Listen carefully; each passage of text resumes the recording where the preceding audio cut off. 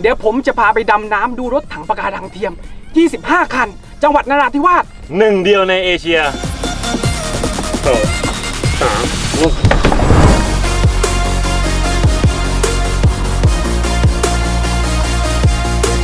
เขาเอารถถังลงไปทำไม 25 คัน การดำน้ำของเราอะครับสันทนาการ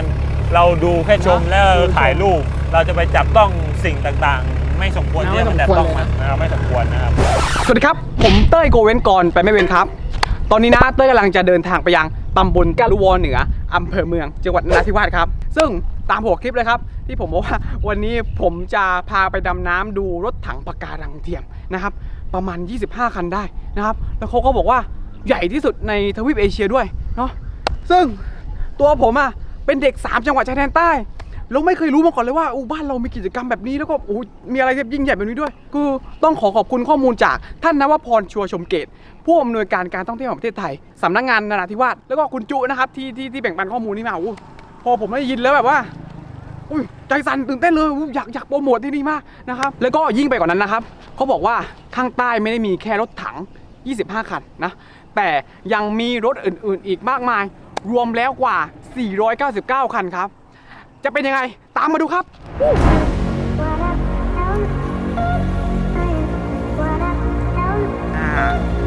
ก่อนขึ้นเรือก่อนนะครับ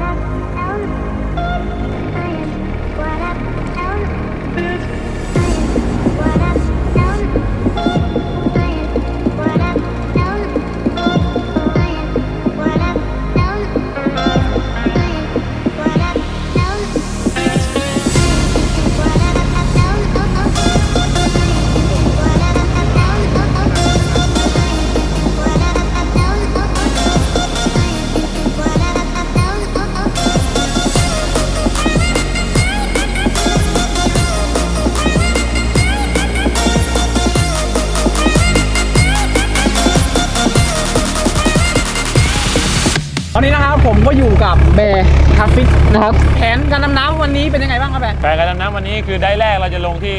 รถถังนะครับเป็นปะการังเทียมรถถังครับอยู่ที่ความลึกประมาณ 10-25 เมตร และแต่น้ำขึ้นน้ำลงความใสก็ประมาณ 7-8 เมตร feasibility นะครับประมาณ 7-8 เมตรนะครับฝูงปลาอยู่ก็เยอะอยู่นะครับตามโบกี้รถไฟในตามรถถังจะเจอปลาอะไรบ้างก็เจอปลามงปลาข้างเหลืองปลาสากปลาหมอปลาฟิชแองเจิลนะครับแล้วก็ปลาปักเป้าอะไรคือมีปลาฉลามหนูด้วยนะครับมีฉลามทรายเป็นฉลามทรายแล้วก็เม่นนี่ก็เยอะอยู่นะมีเม่นกันเม่นทะเลแล้วเม่นทะเลครับเม่นทะเลก็มีเยอะอยู่นะครับแล้วก็ฝูงปลากระพงอะไรเงี้ยเยอะครับรถถังมีมานานแล้วยังครับกี่ปีได้ครับปีนี้ปีที่10ครับที่เข้าจมมาครับผมปีที่10แล้วครับผมปีที่10แล้วที่ผมอ่านมารวมๆแล้วมันมี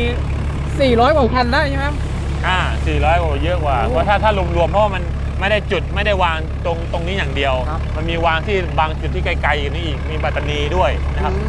เขาจะวางแนวฝั่งปัตตานีกับนราธิวาสประมาณ400 กว่าคัน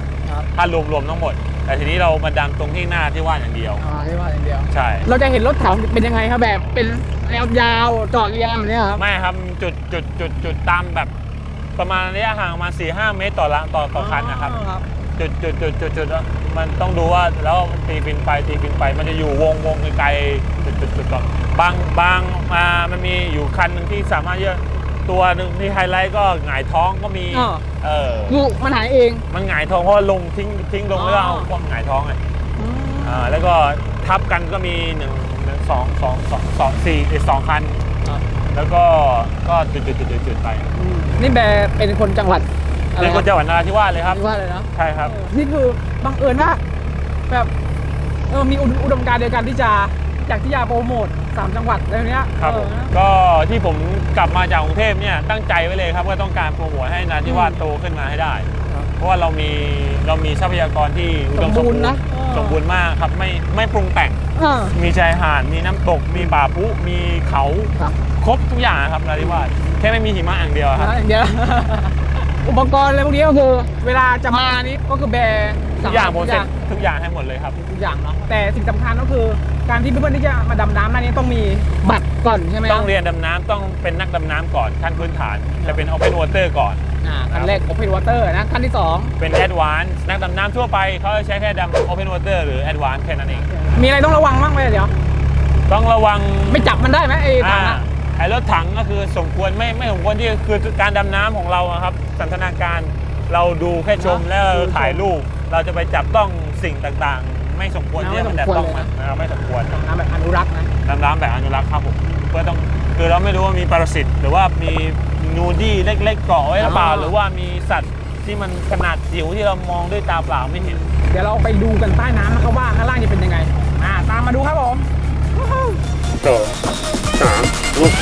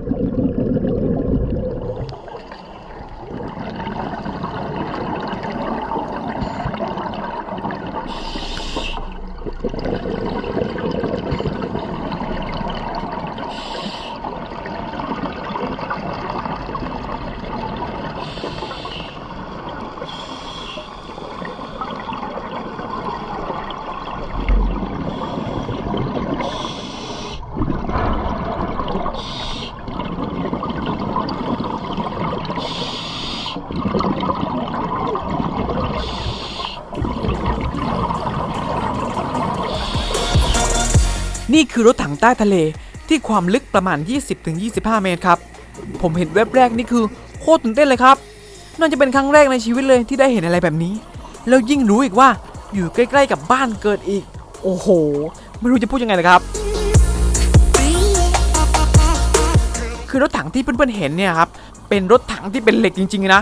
แล้วเขาก็โยนลงทะเลทำเป็นปะการังเทียมเพื่อช่วยย่นเวลาในการเติบโตของปะการังซึ่งไม่ใช่ว่าอะไรก็จะโยนลงไปในทะเลแล้วจะกลายเป็นปะการังเทียมทั้งหมดนะครับคือทางกรมประมงเนี่ยครับจะต้องมีการวิจัยและพัฒนาอย่างต่อเนื่องมาหลาย10 ปีเลยว่าจะเอาวัสดุอะไรสักชิ้นหนึ่งมาลงทะเลเพราะถ้าเราเอาวัสดุสักชิ้นหนึ่งแล้วแบบว่าสิ่งมีชีวิตเช่นพวกหอยนางรมเพลียงฟองน้ำไม่สามารถเกาะได้วัสดุชิ้นนั้นมันก็จะกลายเป็นขยะดีๆนี่เองครับ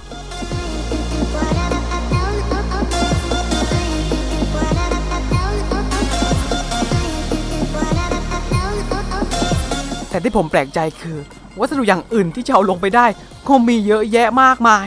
แต่ทำไมต้องเป็นรถถังถึง25 คันซึ่งสาเหตุเพราะอะไรเดี๋ยวผมจะมาเล่าให้ฟังครับ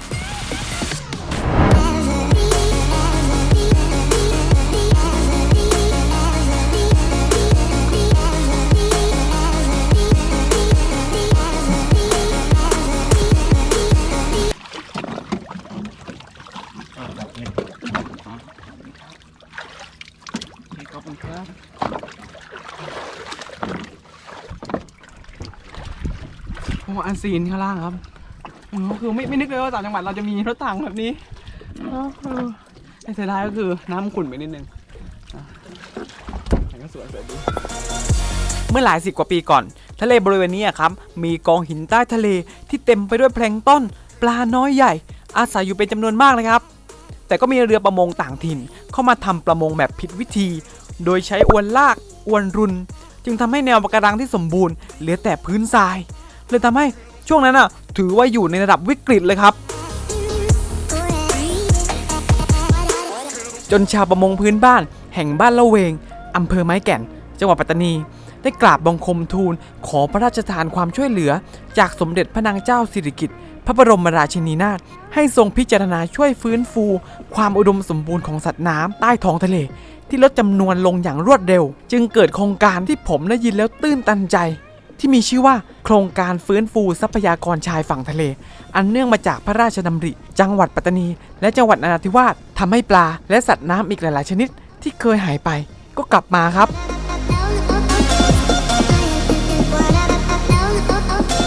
และเนื่องในวโรกาส มหามงคลเฉลิมพระชนมพรรษาสมเด็จพระนางเจ้าสิริกิติ์พระบรมราชินีนาถ 78 พระชนมพรรษาในปีพุทธศักราช 2553 ทางกรมประมงได้สานต่อโครงการนี้ขึ้นอีกครั้งครับ โดยทางกองทัพบกครับได้สนับสนุนรถถังรุ่น 30T69-2 จำนวน 25 คัน เนื่องจากประเมินแล้วค่าเสียหายเกินกว่า 60% ครับ แล้วก็ไม่คุ้มค่ากับการซ่อมแซม จึงถูกนำมาวางในเขตตำบลกะลุวรเหนืออำเภอเมืองจังหวัดนราธิวาสเมื่อวันที่ 9 สิงหาคม 2553 ครับ คือในแผนนะครับเขาจะวางเรียงกันเป็นวงกลม โดยมีรถถังหมายเลข 12 ซึ่งตรงกับวันพระราชสมภพของสมเด็จพระนางเจ้าสิริกิติ์พระบรมราชินีนาถเป็นรถถังคันแรก แต่พอเอาเข้าจริงๆอะครับมันไม่ได้ง่ายอย่างที่คิดเลยครับ เพราะเมื่อเราปล่อยรถลงกระทบน้ำแล้วครับก็จะเกิดการฉลับแล้วก็เจอแรงต้านจากน้ำเข้านะครับทำให้มีลักษณะตามแผนภูมิอย่างที่เห็นเลยครับ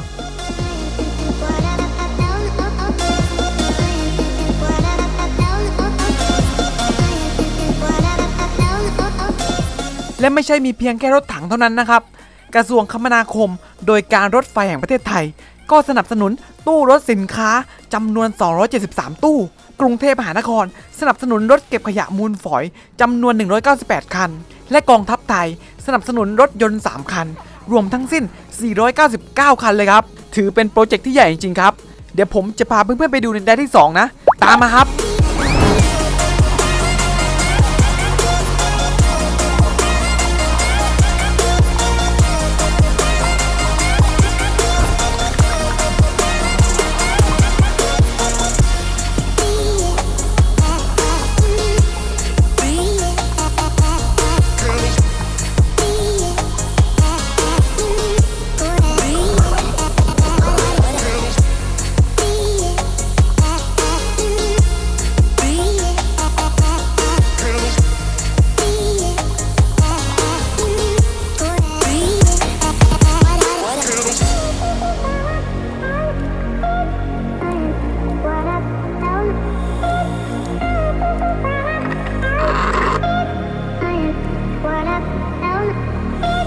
มนุษย์เรานี่เก่งครับสามารถสร้างบางสิ่งบางอย่างทดแทนสิ่งที่ธรรมชาติขาดไปได้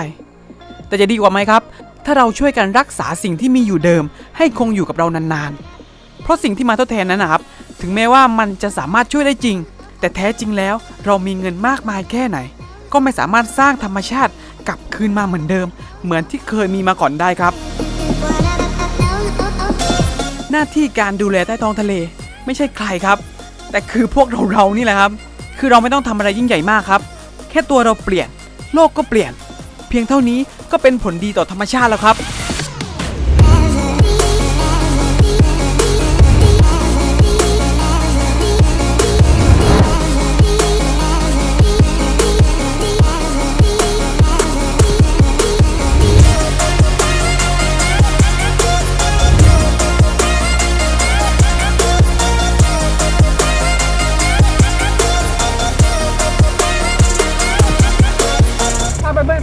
นะครับ3จังหวัดชายแดนใต้ถ้าจะอยากจะเรียนดำน้ำนะก็มาสามารถติดต่อแบรน ผม ด์ ได้เลยครับ ได้เลยนะครับ ช่องทางการติดต่อก็ทั้งมีเพจ Muscle Diver ครับผม Muscle Diver นะครับมีเพจ Muscle Diver นะครับหรือว่าติดต่อโดยตรง